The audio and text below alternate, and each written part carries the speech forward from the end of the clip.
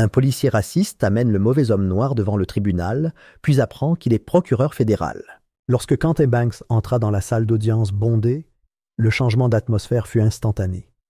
Le murmure des conversations, le froissement des papiers, les échanges discrets entre les avocats, tout cela se dissipa comme un brouillard sous un soleil levant. Un silence s'abattit et toutes les têtes se tournèrent en un synchronisme silencieux, comme si la salle elle-même accueillait son arrivée. La porte n'avait pas claqué et ses pas ne produisirent aucun écho dramatique. Pourtant le silence qui suivit donnait l'impression que quelqu'un avait tendu un fil dans chaque échine. Il marchait résolument, mesuré et silencieux, sa foulée ni précipitée ni tranquille, comme si chaque pas avait été rythmé par un rythme que lui seul pouvait entendre. Le costume qu'il portait était gris anthracite, ajusté à sa silhouette élancée, repassé avec précision. Ses chaussures étaient cirées, sobres. Pas de montre tape à l'œil, pas de bijoux apparents, pas d'artifice superflu. Son expression était indéchiffrable, vide, mais pas absente. Le genre de masque immobile que portent ceux qui en savent trop, qui ont trop enduré et qui ont choisi le silence comme arme la plus redoutable. Ses yeux scrutèrent la salle d'audience, non pas comme un accusé évaluant son sort, mais comme un homme faisant l'inventaire d'une pièce dont il connaissait déjà la disposition. Calme, imperturbable, calculateur. Il passa devant la table de l'accusation et ni la procureure adjointe ni son assistante n'osèrent croiser son regard. Ils gardèrent la tête plongée dans leur dossier, faisant semblant de consulter des documents qu'ils avaient déjà mémorisés. Derrière eux était assis le sergent Darren Colby, les bras croisés, la posture penchée en arrière, avec ce même sourire suffisant qu'il avait arboré le soir de l'arrestation. Il remua légèrement sur son siège, le torse bombé, comme si la simple vue de Quentin confirmait tout ce qu'il croyait au contrôle et à l'ordre. Quentin ne jeta pas un coup d'œil dans sa direction. Il n'en avait pas besoin. La présence de Colby était un bourdonnement statique, agaçant mais prévisible. Alors que Quentin s'approchait de la table de la défense, le jeune avocat commis d'office se tenait maladroitement debout, tâtonnant avec un stylo qui lui glissa des doigts et tomba au sol. Il s'appelait Jonah Rees, fraîchement sorti de la faculté de droit, à peine 2 mois après son affectation au bureau du défenseur public surchargé. Sa cravate était de travers, son blazer légèrement trop grand, et ses mains tremblaient tandis qu'il rassemblait ses notes. Quentin ne lui fit ni signe de tête, ni poignée de main. Il se tenait simplement à côté de lui, le dos droit, les mains jointes devant lui, projetant une immobilité qui fit lever les yeux même à l'huissier. Jonah balbutia une salutation dans sa barbe, essayant d'affirmer un semblant de contrôle sur la situation. Mais Quentin ne dit rien, non pas par dédain, mais parce qu'il comprenait que tout ce qui serait dit ici, maintenant, serait dénué de sens. Les mots avaient déjà été déformés bien avant ce jour, et le silence, s'il était bien utilisé, pouvait être une arme bien plus puissante. Ce n'était pas n'importe quelle salle d'audience, et ce n'était pas n'importe quelle affaire. Les murs étaient imprégnés de quelque chose de plus dangereux que la corruption, la confiance. Le genre de confiance né de décennies de pouvoir incontesté. Le juge Nolan Pierce était assis en hauteur, revêtu d'une autorité à la fois littérale et symbolique, son marteau posé à droite, même s'il en avait rarement besoin. Sa réputation suffisait à maintenir l'ordre dans la salle. Il avait dirigé la cour supérieure d'Eastbridge pendant près de 15 ans, et durant cette période, le nombre d'accusés noirs ou métis acquittés se comptait sur les doigts d'une main, voire pas du tout. Ses décisions étaient rapides, son langage précis, son expression gravée dans la pierre. Mais sous la façade de l'impartialité judiciaire se cachait quelque chose de plus froid. Il n'explosait pas de colère, ni ne brandissait le doigt depuis le banc. Non, Pierce instrumentalisait l'indifférence. Il écartait les arguments avec de subtils sourires narquois, rejetait les objections avant même qu'elles ne finissent de se former et traitait les avocats de la défense comme des distractions bruyantes, surtout si les accusés n'étaient pas blancs, surtout s'ils ne rampèrent pas. L'arrestation en elle-même avait été anodine en apparence, Un simple contrôle routier de plus à Eastbridge. Colby avait interpellé Quentin sous prétexte d'un feu arrière cassé. Pas d'enregistrement du tableau de bord, pas d'enregistrement de la caméra embarquée. En quelques minutes, le contrôle avait dégénéré. Quentin avait été extirpé du véhicule, plaqué contre le capot et menotté. Colby affirmait que Quentin était devenu hostile, avait saisi son arme. Il avait reçu un coup de coude, puis un plaquage. Il avait affirmé qu'il y avait eu une bagarre. Mais les photos prises par un journaliste indépendant qui passait par là, photos qui n'avaient pas encore été versées au dossier, racontaient une histoire plus calme. Le visage de Quentin était ensanglanté, sa chemise déchirée. L'uniforme de Colby était impeccable. Il n'existait aucune vidéo de la caméra embarquée, car Colby avait oublié de la charger. Aucun autre policier n'était présent. Quentin n'avait pas de passagers. Officiellement, c'était une question de parole contre parole. Mais à Eastbridge, cela signifiait généralement que la partie était terminée avant même la déclaration d'ouverture. Le tribunal l'avait qualifié de procédure régulière. La rue l'avait qualifié d'autre chose. Devant le palais de justice, l'atmosphère était électrique. Depuis 3 jours, des foules s'étaient rassemblées sur les trottoirs, pancartes à la main, la voix rauque à force de scander. « Justice pour les banques !» criait-il. « Arrêtez la guerre contre la vérité !»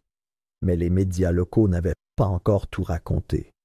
Quelques gros titres épars laissaient entrevoir des troubles. Des expressions comme « arrestation controversée » et « tension à Eastbridge » flottaient dans les émissions matinales. Mais l'attention nationale ne s'était pas encore portée sur cette affaire. En partie parce que les bonnes personnes ne l'avaient pas réclamée. Et en partie parce que l'histoire ne cadrait pas clairement avec les slogans que les chaînes avaient l'habitude de diffuser. Le gouverneur Malcolm Reddick ne s'était pas exprimé publiquement. Il n'en avait pas besoin. Son silence avait toujours été plus fort que ses déclarations. En coulisses, Reddick agissait tel un marionnettiste, exerçant son influence par le biais de nominations, de budgets et de conseils consultatifs. Son allié, le sénateur Troy Hensley, élabora une politique fédérale qui paraissait bonne sur le papier, mais qui écrasait les groupes de défense des droits civiques sous un poids invisible, restrictions sur les audits, suppression des agences de surveillance, transfert discret des pouvoirs de surveillance à des commissions partisanes. Ensemble, ils avaient créé une machine qui ne se contentait pas de protéger des personnes comme le juge Pierce. Elle dépendait d'elle. Jonah tenta de nouveau de murmurer quelque chose à Quentin, sa voix tremblante, trop faible pour être perçue. Un greffier lui demanda le silence. Quentin ne répondit toujours pas. Il ne se montrait pas provocateur. Il était précis. Il n'était pas là pour plaider l'innocence ou exiger de la compassion. Il n'avait pas accepté l'accord de plaidoyer parce qu'il croyait en la capacité de rédemption du système judiciaire. Il avait rejeté l'offre parce qu'il en comprenait le principe. L'accord était simple. 6 mois de probation, travaux d'intérêt général et aveu de culpabilité. Un piège déguisé en clémence. Un effacement discret de la vérité. Quentin avait choisi le risque, les projecteurs, l'examen minutieux, non pas par obstination, mais parce qu'il était préparé. Il avait attendu. Il attendit que le juge Pierce scrute la salle et frappe son marteau d'un coup sec et glacial. Il attendit que l'huissier ouvre l'audience et que les chefs d'accusation soient lus à voix haute. Agression sur agent de la paix, résistance à l'arrestation, obstruction à la justice. Les mots flottaient dans la salle d'audience comme une fumée, lourde et fabriquée.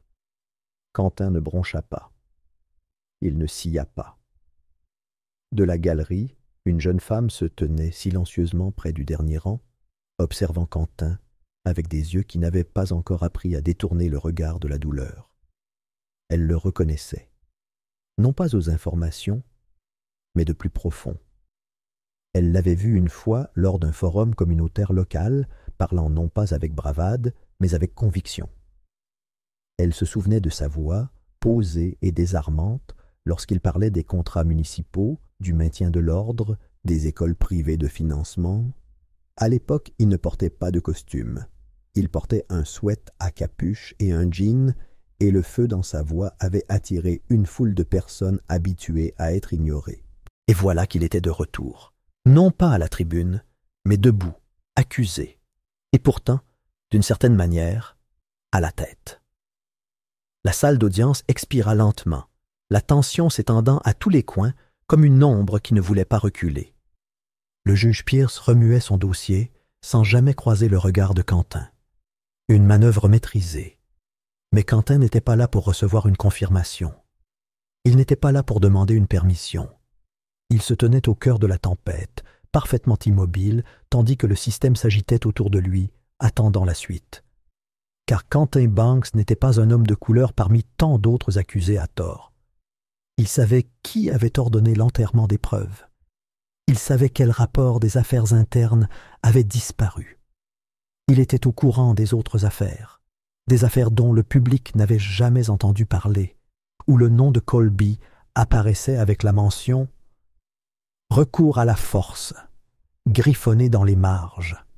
Il savait que le procureur adjoint avait été greffier du juge Pierce et que ce dernier avait fait une promesse à Reddick lors d'une collecte de fonds 7 mois auparavant. Il savait quel dossier avait été scellé et pourquoi. Il n'espérait pas que justice soit faite. Il fixait les règles. Et il n'était pas seul. 2 semaines plus tôt, l'arrestation s'était déroulée comme tant d'autres à Eastbridge, rapide, agressive et sans la moindre justification. La ville était petite, presque oubliable, un endroit qui disparaissait derrière les panneaux de sortie et les stations-service. Mais elle avait ses habitudes, et l'agent Dean Colby y avait depuis longtemps perfectionné son rôle. Sa routine ne reposait pas sur la suspicion, mais sur l'instinct, un instinct faussé par les préjugés, renforcé par une culture qui récompensait l'agression envers ceux qui n'avaient pas leur place. Quentin, bien sûr, n'avait pas sa place. Au volant d'une voiture de location récente immatriculée dans un autre État, Quentin avait l'air d'un inconnu, malgré le fait qu'Eastbridge se trouve à moins de 30 minutes de sa maison d'enfance. Les rues lui étaient familières, mais sa présence, elle, ne l'était pas. Il venait de quitter une réunion à huis clos avec de hauts fonctionnaires du bureau du procureur général de Baltimore, une réunion où les documents n'étaient jamais entrés dans les archives publiques et où les noms étaient prononcés à voix basse. 8 mois de travail d'infiltration soigneusement calibré avaient abouti à cette réunion. 8 mois à porter l'identité d'autrui, à vivre avec un mensonge enfoui sous la surface, à risquer d'être démasqué au moindre regard de ceux sur qui il enquêtait. Il avait mémorisé chaque habitude, chaque faille d'une vaste conspiration judiciaire. Des juges qui trafiquaient des preuves, des enquêteurs qui échangeaient des témoins, des procureurs qui enterraient des dossiers à décharge. Plus il s'enfonçait, plus il réalisait à quel point la corruption s'était installée. Il ne s'agissait pas seulement de mauvais acteurs, mais de toute une architecture conçue pour les protéger. Son pseudonyme avait été construit avec une précision chirurgicale. Son passé avait été nettoyé, résidence effacée, emploi falsifié.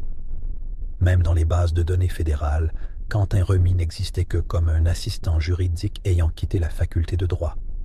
Mais sous cette carapace de papier, il était un procureur spécial doté de pleins pouvoirs en vertu d'une directive à laquelle peu de gens, même à Washington, avaient accès. Il avait presque réussi à rentrer chez lui ce soir-là. Presque.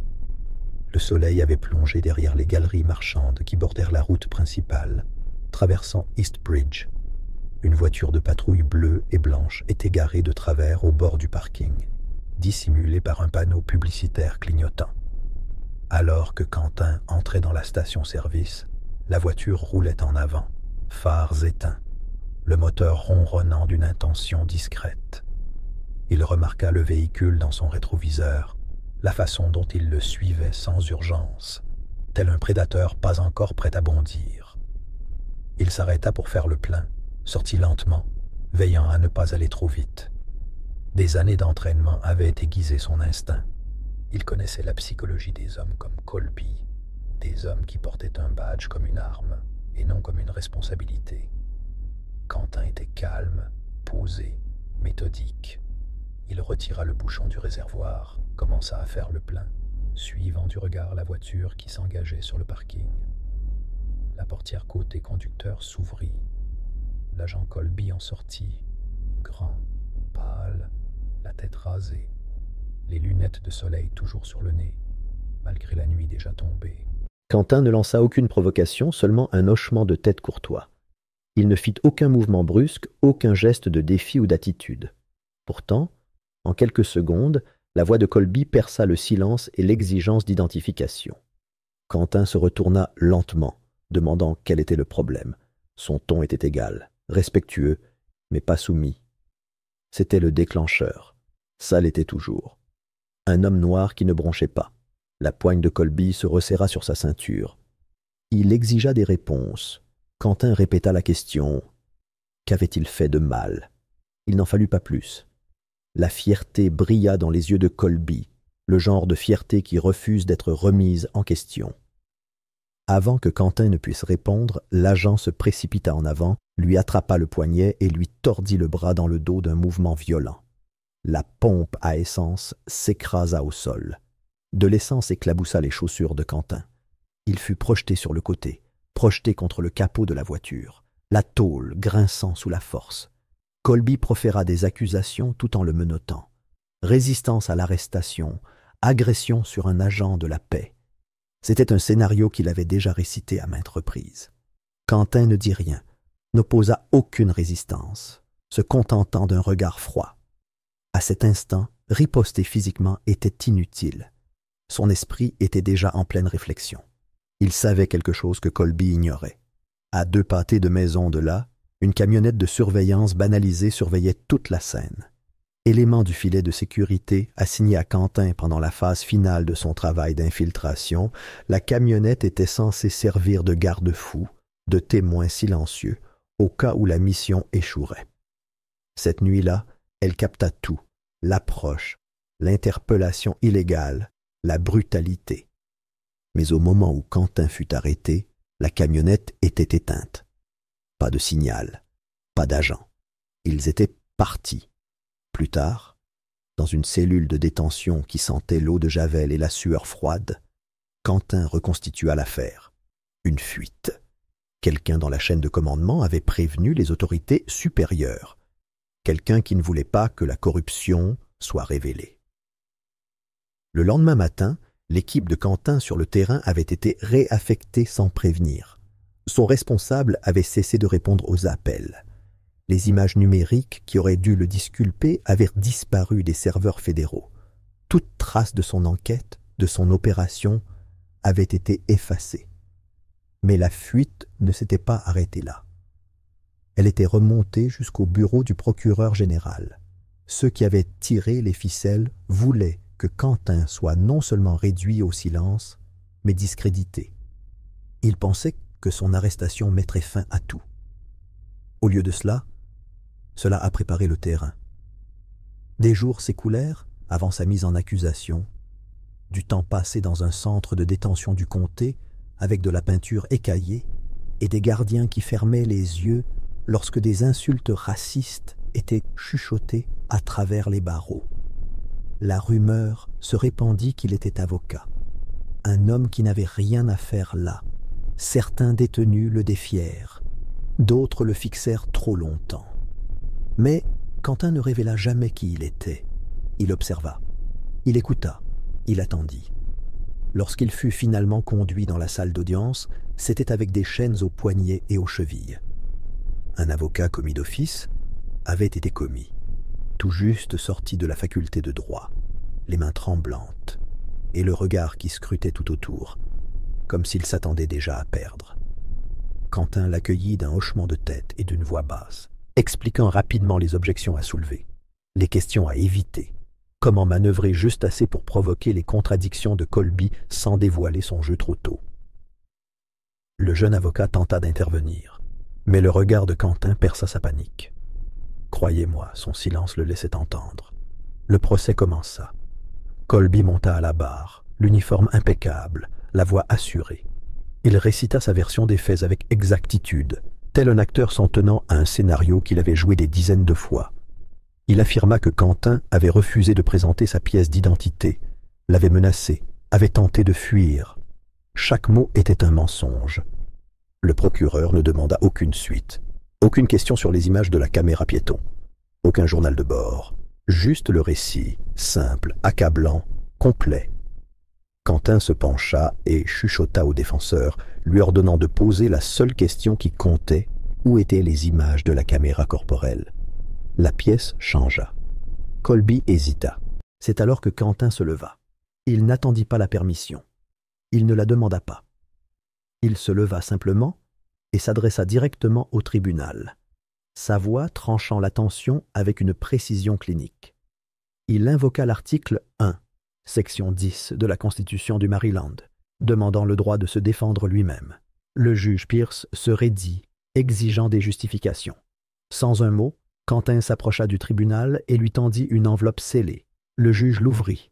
Ce qu'il vit à l'intérieur pâlit son teint d'une nuance plus pâle que la perruque poudrée au-dessus de son front.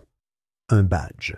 Pas un badge délivré par une autorité étatique ou locale, mais un emblème fédéral, doré et précis, brillant sous les lumières de la salle d'audience. À côté, une lettre de mission portant l'entête du ministère de la Justice des États-Unis, bureau du procureur spécial.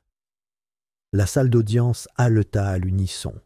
Tous les spectateurs, tous les jurés, tous les huissiers présents se figèrent. Le défenseur public s'effondra sur son siège, bouche bée. Le sang-froid de l'agent Colby s'est effondré, son sourire narquois se transformant en incrédulité. Le juge Pierce a hésité sur ces mots, son autorité s'est érodée.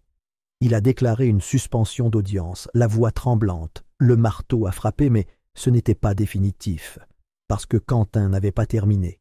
Loin de là, les médias ont eu vent de la révélation dans l'heure. La nouvelle s'est répandue comme une traînée de poudre sur toutes les chaînes d'information, les blogs et les réseaux sociaux. Un policier raciste traduit le mauvais noir en justice, puis apprend qu'il est procureur fédéral. Le palais de justice s'est transformé en une tempête frénétique de flashs d'appareils photos, de journalistes griffonnant frénétiquement et de manifestants scandant des slogans avec des pancartes fraîchement tatouées. Les équipes de tournage se sont massées sur les marches de marbre, leurs objectifs braqués sur les portes d'entrée comme s'ils s'attendaient à ce que Quentin en personne sorte, les flammes dans le dos et la justice serrée dans les poings.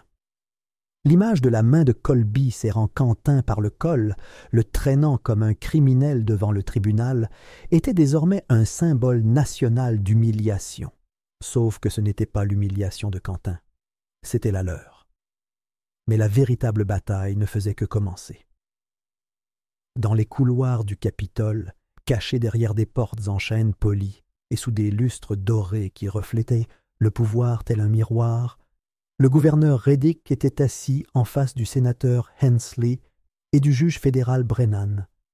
L'atmosphère de la pièce était pesante, lourde de silence et de la conviction tacite qu'il fallait agir, et vite. L'enquête de Quentin, une bête silencieuse que personne n'avait vue venir, avait commencé à décortiquer des couches qu'ils avaient longtemps crues enfouies. Ses conclusions avaient du mordant. Des courriels révélant des échanges de pots de vin, des dossiers disparus des greffes des années auparavant, des noms de vrais noms, d'hommes innocents purgeant une peine pour des crimes qu'ils n'ont jamais commis, le tout arborant la signature de juge et scellé par une approbation politique. La mâchoire de Reddick se crispa en lisant le rapport fuité, son doigt tapotant le papier comme un métronome comptant à rebours jusqu'au désastre. Le visage de Brennan avait perdu toute son arrogance habituelle, et même Hensley, habituellement calme et suffisant, restait figé, les yeux scrutant les pages comme si elles allaient brûler. Il ne s'agissait pas d'un simple procès intempestif ou d'un scandale politique qu'il pourrait enterrer avec des excuses. Si Quentin parlait, si son témoignage était présenté au tribunal, leur carrière ne se terminerait pas seulement dans la disgrâce. Elle finirait en tenue de prison. Ils ne pouvaient pas se permettre cela, ni maintenant. Jamais. Une décision fut prise dans cette pièce silencieuse et fatale, le faire taire, le retirer du conseil avant qu'il ne puisse agir définitivement. En quelques heures, la machine s'enclencha. Une motion apparut au rôle fédéral, silencieuse et rapide, affirmant que Quentin R. Calloway s'était fait passer pour un agent fédéral. Sa crédibilité, son badge, son identité même lui étaient retirés. Le ministère de la Justice, désormais acculé par la pression du Congrès, n'a fait aucune déclaration, aucune confirmation, aucun démenti, juste le silence. Le nom de Quentin a disparu du registre fédéral actif comme s'il n'avait jamais existé, et avec lui, les protections qui l'accompagnaient. Le fourgon de surveillance qu'il avait utilisé pour surveiller la patrouille de Colby, disparu. Les dossiers prouvant l'autorisation de son opération d'infiltration, disparu. Son ancienne équipe, la poignée d'agents qui avaient travaillé sous ses ordres, transférés dans de nouvelles divisions à travers le pays, réduits au silence par de nouveaux accords de confidentialité, inaccessibles même par des canaux détournés. En l'espace d'une journée, il l'avait transformé en fantôme. Le matin arriva dans un silence inquiétant. Quentin arrive au palais de justice, non pas en costume, mais avec une attitude de défi silencieux. Il portait le même manteau que la veille, les épaules carrées, les mains calmes, le regard fixé vers l'avant. Des manifestants bordaient la rue avec des chants et des pancartes, certains réclamant justice, d'autres réclamant du sang. Certains le reconnaissaient, d'autres non, mais tout le monde connaissait l'histoire. L'homme que Colby avait traîné au tribunal était de retour, et ils observaient. Dans la salle d'audience, un étrange silence s'était installé. Les murmures s'éteignirent dès que Quentin entra, et pendant un instant, tout sembla suspendu, comme si la salle avait cessé de respirer. Le juge Pierce entra peu après, le visage affichant un calme acquis qui n'atteignait pas tout à fait son regard. Il était assis plus haut que la veille, la posture plus droite, comme porté par des cordes invisibles. Son sourire était trop forcé, les lèvres pincées sur des dents serrées par la tension. C'était le genre de sourire qui tentait de dissimuler la peur. Il ouvrit l'audience avec une subtile pointe de mordant, la voix étrangement légère. Il s'adressa au tribunal avec une assurance artificielle, faisant remarquer que de nouvelles informations avaient été révélées concernant la situation juridique de Quentin. Selon des informations récentes, les titres de compétence de Quentin étaient en cours d'examen au niveau fédéral. Tant qu'ils ne seraient pas vérifiés, déclara Pierce, le tribunal se déroulerait comme prévu, sans la participation de Quentin en tant que procureur fédéral. Pas de délai, pas de prolongation, pas de reconnaissance d'autorité, juste un effacement silencieux et accablant. Quentin ne s'y a pas. Il s'y attendait. Il s'y était préparé. Il fouilla dans la poche de son manteau d'une main calme et en sortit une petite clé USB noire. Sans un mot, il l'attendit au greffier. Sa voix, posée et basse, rompit le silence tandis qu'il lui ordonnait simplement de la diffuser. Il y avait quelque chose dans son ton, ni suppliant, ni autoritaire, mais définitif. L'écran s'alluma. La salle d'audience se tourna vers lui en silence.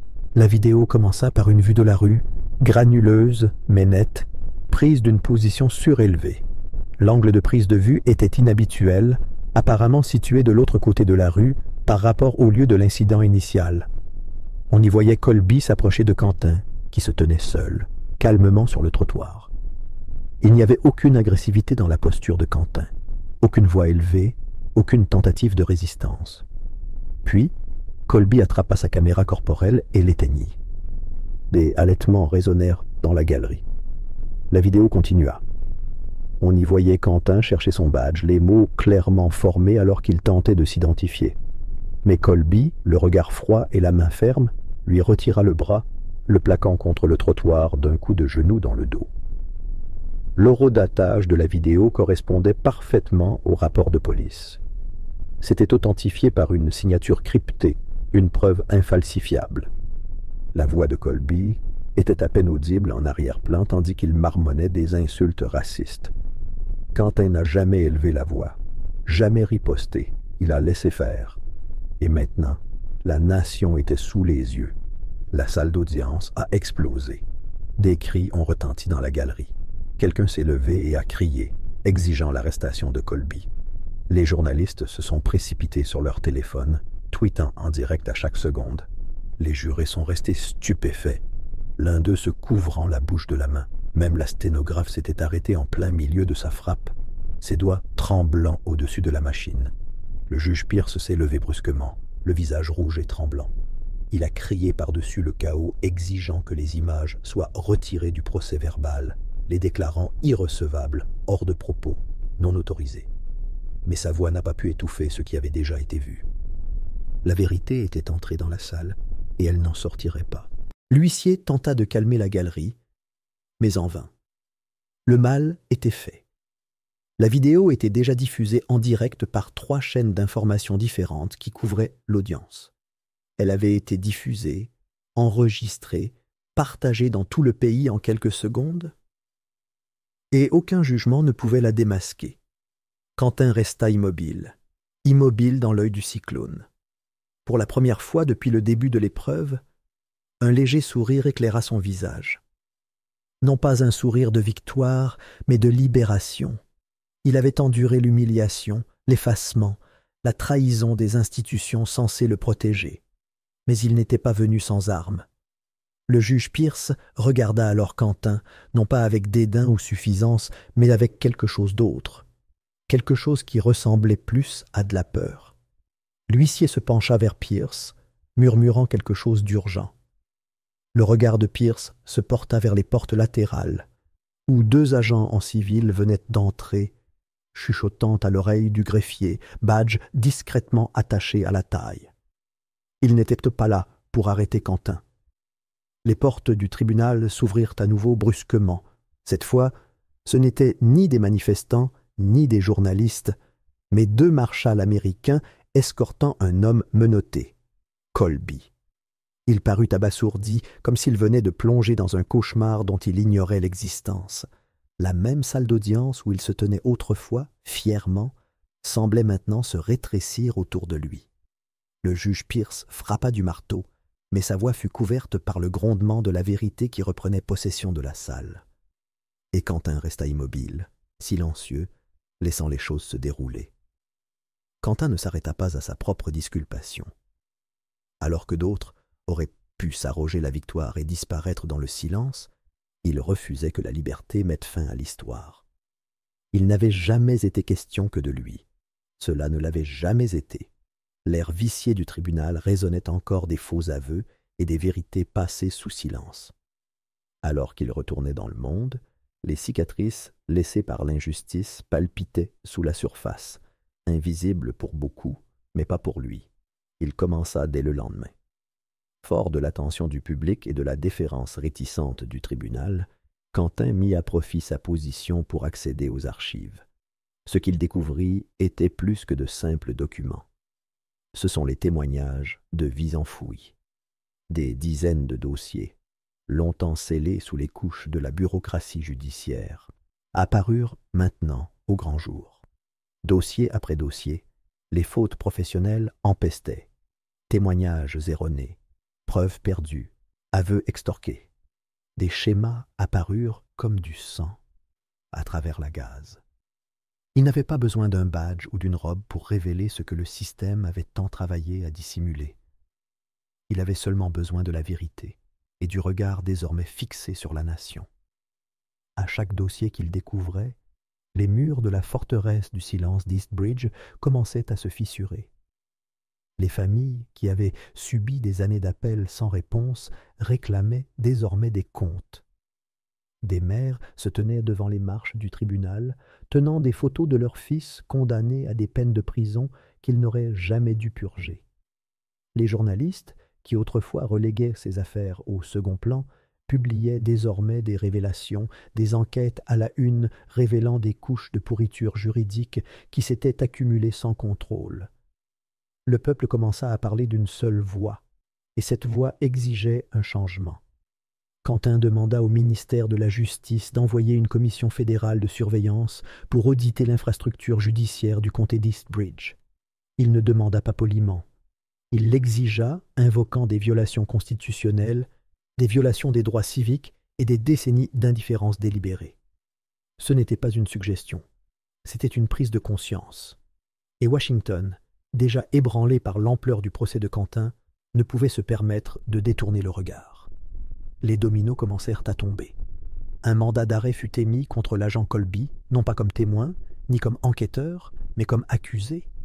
L'homme même, qui autrefois affichait un sourire narquois à la barre, se retrouva désormais à éviter les caméras, son badge suspendu, son dossier de service sous examen fédéral.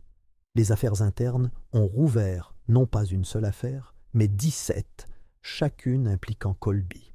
Ces abus récurrents, longtemps dissimulés par de minces lignes bleues et des rapports falsifiés, n'étaient plus protégés.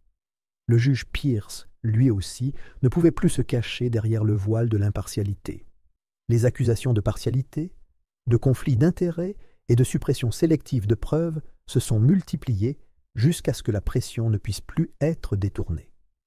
Il a été contraint de se récuser de toutes les procédures connexes. Sous Mante. Dehors, le monde bougeait, non sans friction. Les manifestations se multipliaient. Des citoyens bordaient les rues d'Eastbridge avec des pancartes sur lesquelles on pouvait lire « Nous nous souvenons, la justice ne peut attendre, pas un de plus ».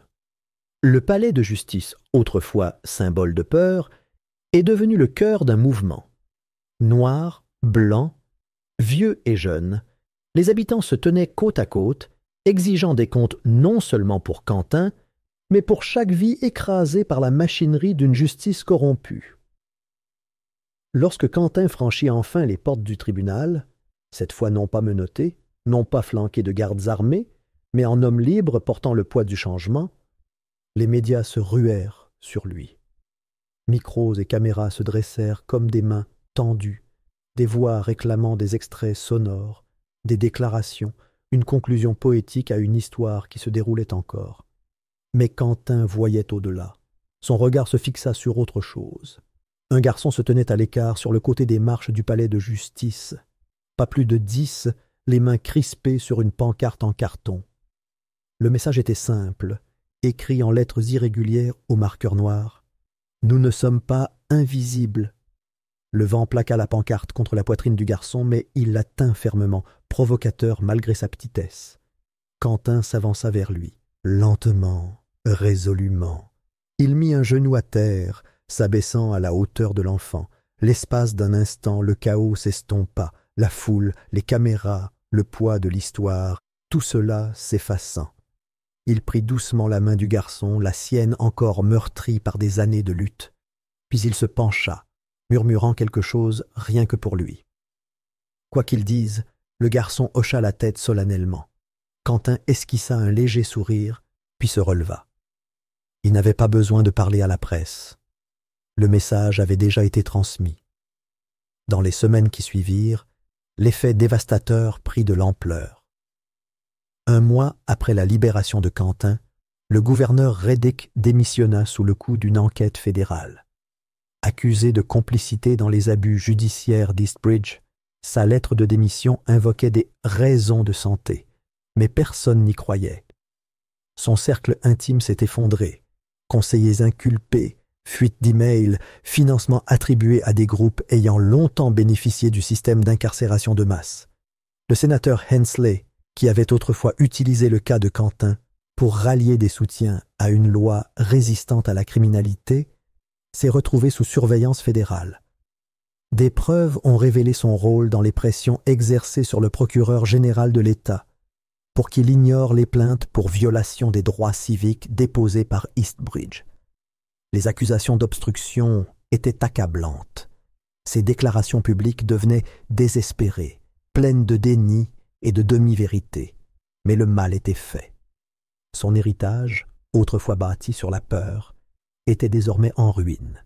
Et à Eastbridge, une nouvelle salle d'audience a été construite. Non seulement construite, mais réimaginée.